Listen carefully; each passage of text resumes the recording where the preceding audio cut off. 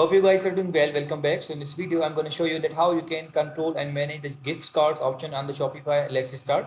So first of all, what we have to do simply, we have to create an account on the Shopify, and after that, we need to go to the settings icon. So let's click on the settings, and after clicking on the settings, as you can see, simply we have to scroll down, and after scrolling down, has the option for the gift card. So we have to click on the gift cards. So as you can see, has the option for the edit. So if you want to edit these details, you can also do that, like the default expiration of the gift cards never expire. If you want that gift cards expire, then you have to select the duration. So I'm going to select this gift cards never expire and send by default. Please check send gift card now when automatically creating gift cards. If you want to choose this, you can also do that. App wallet passes, activate Apple wallet passes for gift card. So if you want to select this, you can also do that. So I'm going to select this one. So as you can see, it will work like in this way.